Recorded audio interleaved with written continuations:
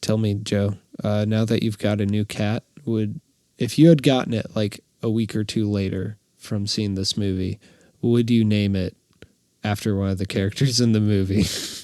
Gloria the cat. Gloria. It's just like an old person name for a cat. I mean, I feel like you can get away with old people names for cats. Hey, Deborah, get over here. Gertrude! Give me a moment's peace and take out the trash. We pay taxes for people to come and take the garbage. Hey, listen, Greenie, no more sneaking rides to the junkyard. Yeah, man, take a taxi when you want to go to the junkyard. Welcome back to the Hot Trash Unlimited podcast, the podcast where me and Joe go to see movies, decide whether they're hot trash or not, and just have a jolly good time. We'll be going in depth with villains this week, so spoiler who's alert. me first off? Yeah, it's me. It's episode 4 if you're not loyal listeners yet. He's Caleb, I'm Joe. Yeah, and like I said, we are talking about villains this week. We'll be going kind of in-depth on spoilers, but no one's going to see this movie, so I don't think it matters. Sadly, I don't think this movie deserves to make a lot of money. I don't think it deserves to make its budget back, honestly.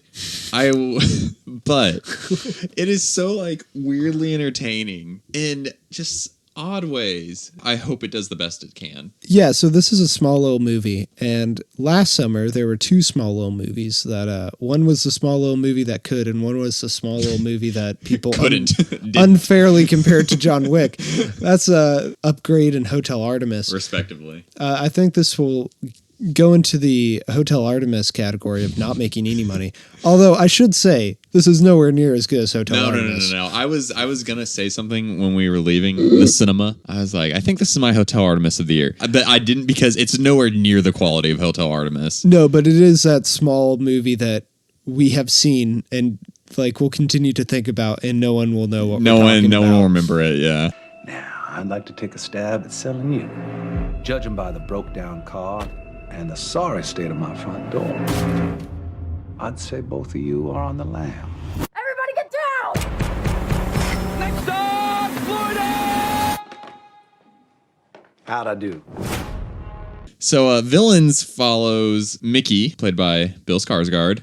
Patron daddy of the podcast, Billy Scars. And Jules, played by, I don't know her name off the top of my head. She's one of the new Scream Queens. She was in It Follows. Makia Monroe. Makia Monroe. That's where I saw her. She was on It Follows. Yeah. And they're 2 Southern young adults who enjoy holding up gas stations and trying to get to Florida. Yeah, I should say that this movie doesn't really star people as much as it stars very fun accents. Everyone in this movie is just going ham on the Southern accent, and it is great. I've never been more proud to be represented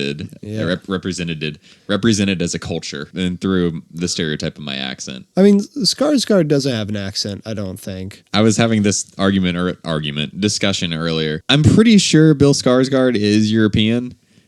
And we should look this up. Because if he is, he's doing a noticeable American accent. And if he's not, he's doing a noticeable accent for whatever. He was born in Sweden, but okay. I'm not sure when he moved over here. But good accent if it is an American accent. He could teach our friend Benny Cumblebuns some tips. A thing or two. Monroe's accent fluctuates greatly. I think she leans more into it in the end, but yeah, when she gets a little more scared and stuff. It's kind of like Anna Paquin in X-Men. Oh, where God. You're like, oh yeah, Rogue is Southern. But they're just delinquents, and they run out of gas and find this this house that's the only house on Highway 301, and they break into it. Excuse me, Joe, it's Highway 301. There we go. They break into it to see if they can find gas or a car, and they find a girl chained up in the basement and decide to make it their personal mission that they're going to rescue this girl. Now, and this is where the plot kind of derails. This is what I like to call a situational horror movie. So it's like a sitcom. Yeah, that's very much it. It's not even that it's necessarily funny. It's just it is so driven by this one scenario. It's like how in Crawl, the scenario is you're stuck in a basement with alligators.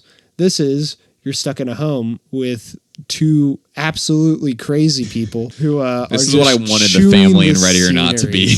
Well, to be fair, I think we do get some of those, but it's these two actors, dude from Burn Notice and lady from The Closer, they don't have to compete with like 4 other actors, so they go ham on this. Delightfully ham. The reason we saw this movie is because I saw a trailer on Instagram from our favorite Unlimited Cinema, telling us to go see this movie because it is exclusively in this chain, which makes it even sadder. Well, that just means that the studio did not care about it making money. I think that's true. I think this was made for Netflix, and I'll get into that a little later. Made for streaming. Yeah, dude from Burn Notice and lady from The Closer play our 2 antagonists, I say, because they're as much of the protagonist, I think. I'm rooting for them as much as I am the Bill Skarsgård. Yeah, there's a scene and his girlfriend. Yeah, there's a scene very early on. The 2 couples are trying to kind of make out a deal, and Burn Notice is just saying, "Well, I used to be a salesman, so let me sell you on this." And the thing is, he may not have sold the characters on why he is a good, evil person, but he sure sold me. He sold me on, I'm going to have a great time with this man, with this accent. And so the rest of the movie is just weird scenarios. They never stick to one. They always are changing it up. It's never them escaping, like, wholeheartedly, or it's just, we're going to do a new thing this time. Yeah, and there's always a different reason why the people are crazy. And it unfolds, and then there are long stretches where nothing happens. But sometimes... But I'm entertained the entire way through, I should say. I'm not, but we'll talk about why that is, maybe. Our villains, they kind of set them up at the beginning when the 2 delinquents are raiding the house as, they like to kidnap people or hold people hostage and torture them, maybe? And then there's a family picture of them with a dead body on the bed. Aside from those 2 things, this isn't really referenced ever again. They don't bring up that maybe they're a little more deranged than they're letting on. They're pretty deranged as it is. And I think part of it comes from... This movie does take itself seriously. It has fun, but it does take itself seriously. And I think part of that is like, it's trying to make this as realistic as possible. So it's not realistic that this couple would just lure people to their house and kill them. Yeah. But when it is advantageous to kill someone, they will. I think that's kind of how it went. Also, the wife in the older couple is not... She's not violent. She has other reasons why she's crazy. But I found that interesting. They're both their own unique shades of insane. And they just complement each other in the best ways. There's a lot of thing happens, hurts character first scene, character is fine afterwards. Yeah, this does not exactly have lasting consequences like a lot of horror movies do. And the reason I brought up that was a situational horror is because those usually have a pretty clear structure of the characters have a goal, then there's a complication that stops them from getting the goal, and they have to like adapt. And that can be a really compelling thing. Here, though, it's more of the characters have a goal, they go about getting it, something happens, they go on a tangent, they talk for like 10 minutes about like the psychosis of this woman or like how Burn Notice likes to torture people, and then something else happens. I'm gonna kill you real slow. Have you ever had a gunshot to the head? Well, let me tell you. It's wild. And I think that's part of the reason I have a hard time engaging is because when they go on these narrative tangents, I don't care about it unless it is Burn Notice. Like Billy Scars is fun. He is the patron. Billiam Scars. Yeah, Billiam Scars. He is the patron daddy of our podcast. But I think the only time I'm really on board with the movie is watching Burn Notice because he's just so like charismatic in this very weird and bizarre way. Burn Notice is chewing the scenery, but like he won't really be saying anything interesting. It's more just his delivery and his face and his little mustache and his accent that he decided is going to be his character that I'm with him the entire time. Well, it's also, there's a nice aesthetic to this movie. Like it's set, this older couple is very like 1950s Ozzie and Harriet kind of deal. And so I'm going to be the loving housewife that cooks my meals for my husband. And I'm the smart father who will always come in with a piece of advice or a gun. But no, it's kind of like that where it's like, that's a fun dynamic that they lean into. Even when the cop comes in, the cop seems like he's kind of in on the whole, well, we're just a small southern family in this backwoods that I think is Georgia because we're close to Florida. I thought it was one of the Carolinas, but it might be Georgia. Yeah. Who knows? I'm not sure the filmmakers did. I don't think the film really knows anything. It's fine, though. But since I mentioned aesthetic, you have one stylistic choice. Dear God. Let me look him up so I can call him out directly. Matt Mitchell, dear God, you go back to film school. You do not need to change what lens you're using every other shot, especially that fisheye. Oh, my God. And then he made me so angry. I'm not usually a guy that like cares at all about the cinematography, but this movie took me out every single time they decided they wanted to get artsy with something. Well, that's the thing. This is a very artsy indie movie. I can definitely see this like, oh yeah, this plays at a festival and then it gets picked up by like streaming and something like that.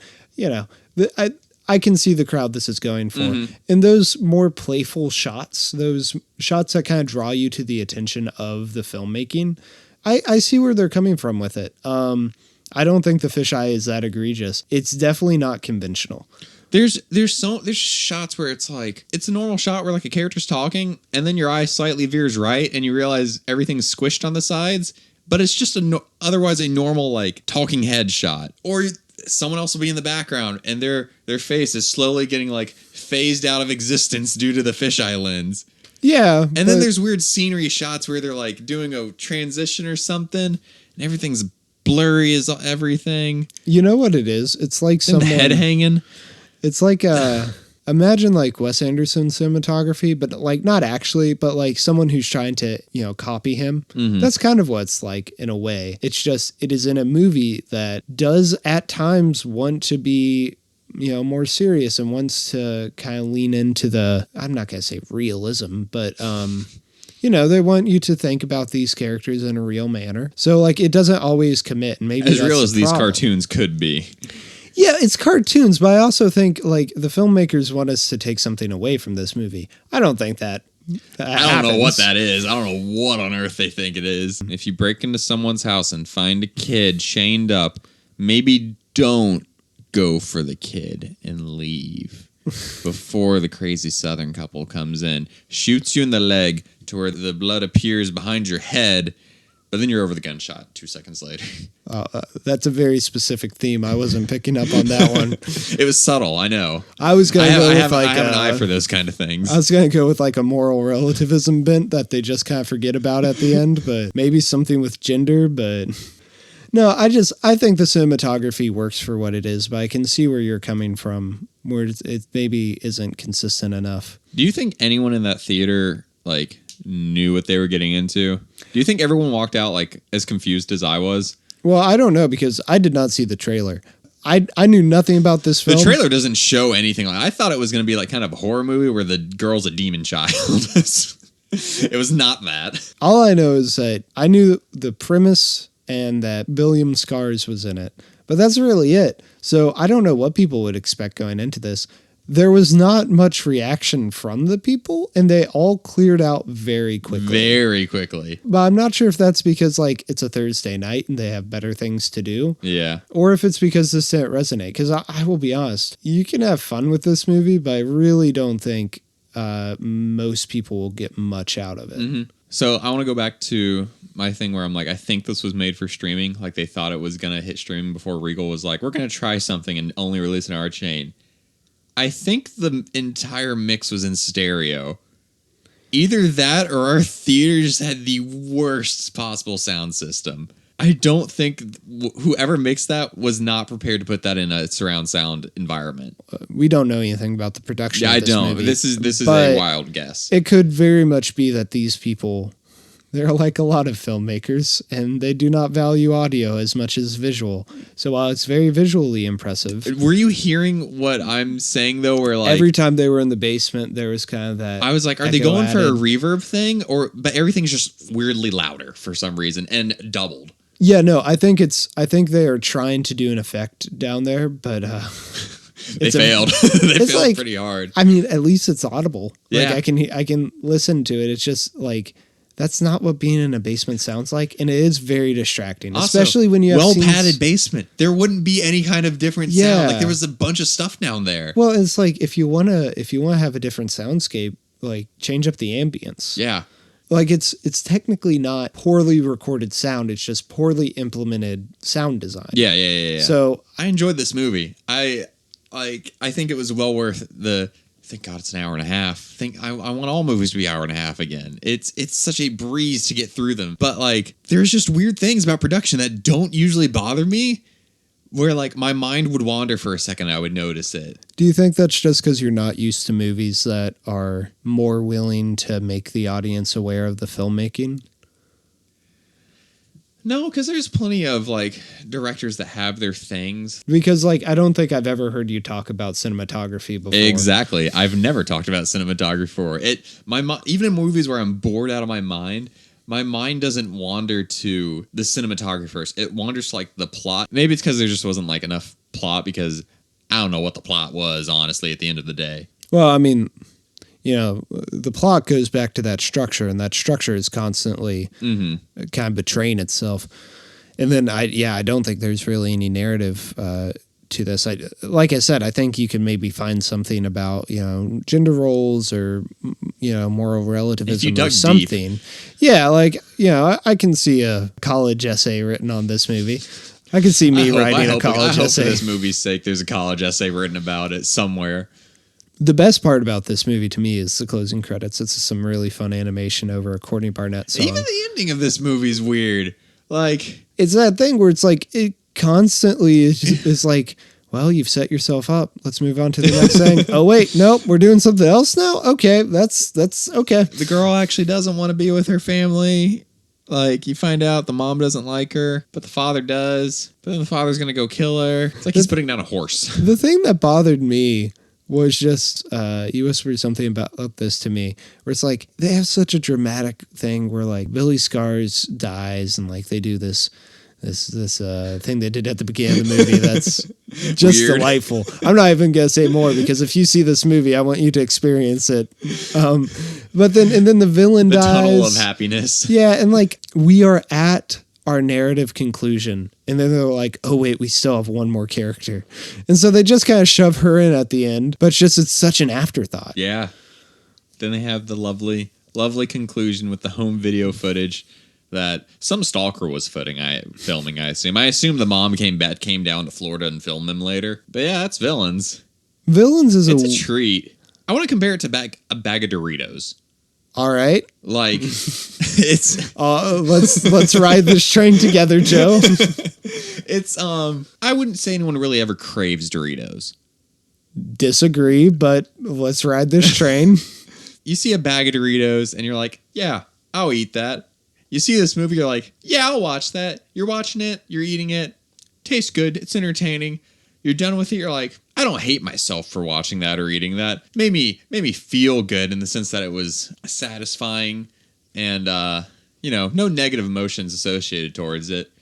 But it's a bag of snacks. There's no lasting impression about it. It's not a fine cuisine or anything. Well, and see, I think that's where I'd add on to your analogy. It's a bag of Doritos that says like kale on it. It really wants to be healthy for you, but it's a bag of Doritos.